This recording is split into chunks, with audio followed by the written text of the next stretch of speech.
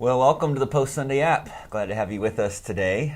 This is Monday after Easter. Yeah. What are some Bennett Easter traditions? What are some things that you guys typically try to do each year? Well, we have right after church we go over to a neighbor's house that has a Easter egg hunt. Okay. So we always go over to their house and just have a good time hanging out with them, and then we don't have a lot of regular Easter traditions. Sometimes family comes up and visits us, but we didn't have that this year. So Okay. How about Davidson's?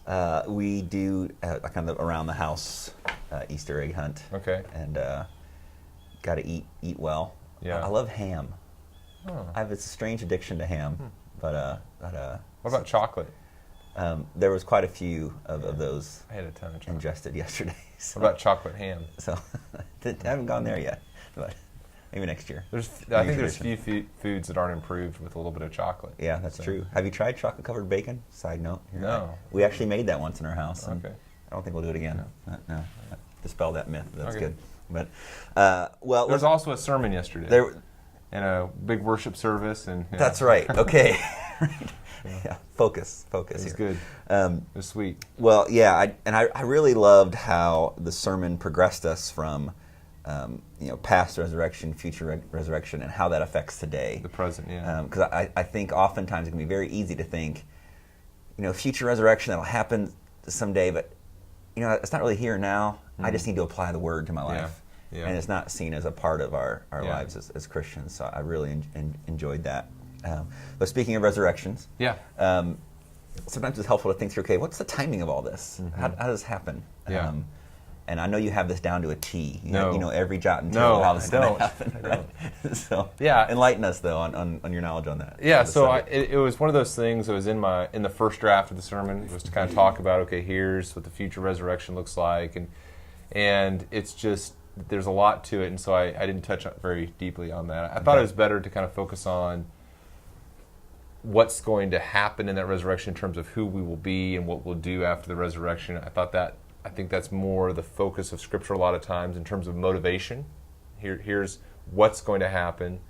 The timeline isn't always so clear on every aspect of that, but here's who you're going to be, here's what you're going to do. Now let that affect you presently. Yeah.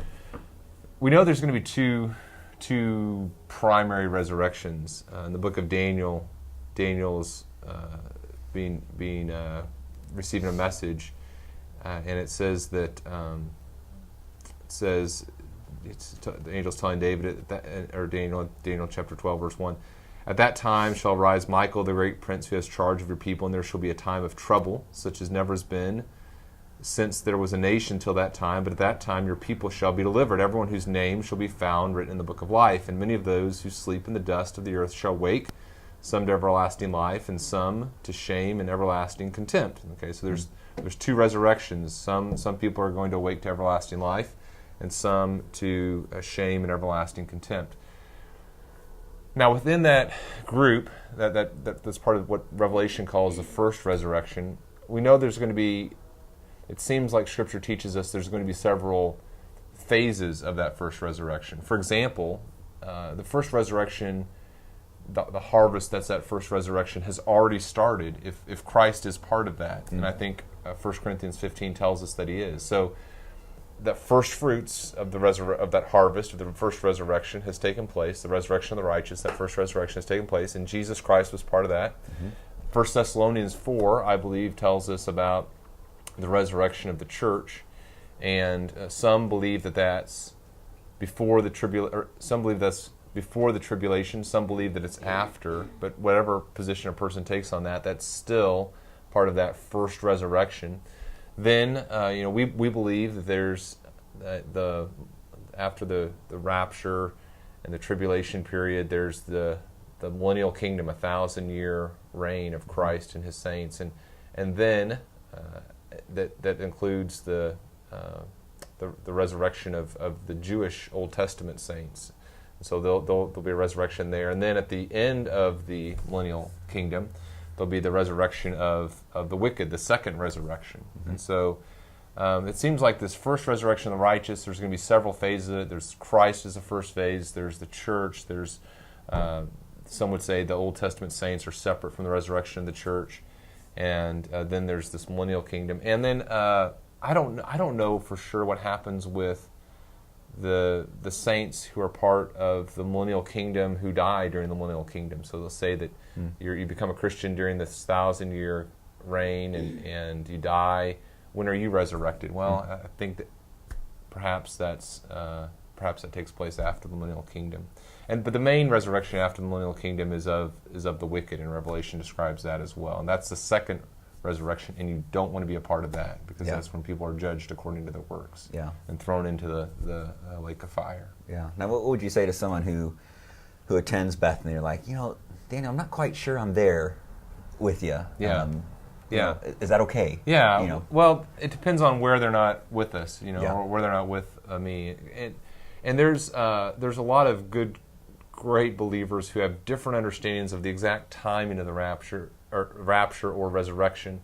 But to deny the resurrection, that's what 1 Corinthians 15 says. Look, you can't deny the resurrection. Yeah. Christ was resurrected. We're going to be resurrected. This is part of our hope, part of what we believe. And so you have to believe in a resurrection.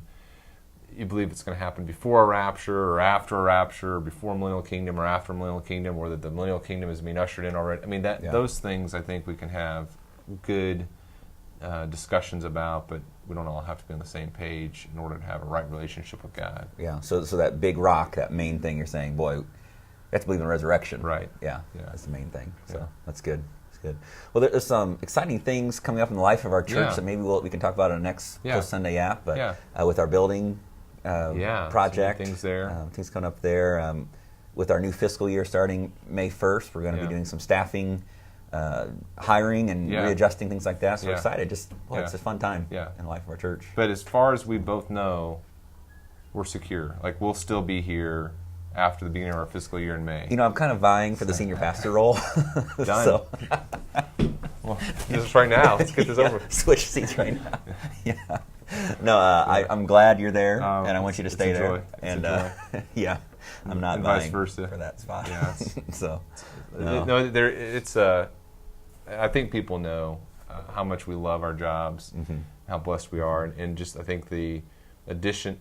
We're not doing any subtractions. We're doing additions, and all the additions are going to make our church more valuable than the sum of its parts. So it's some pretty neat stuff happening. Yeah, and I think we're going to be announcing those in our bulletin this Sunday. Okay, some of those additions. Good. So excited. Good. I look forward to finding them out about that. Yeah, right. You have no idea. Yeah. Right. Well, thanks, Daniel. And hey, thanks for tuning in to this Post Sunday app. Hope you have a great day today.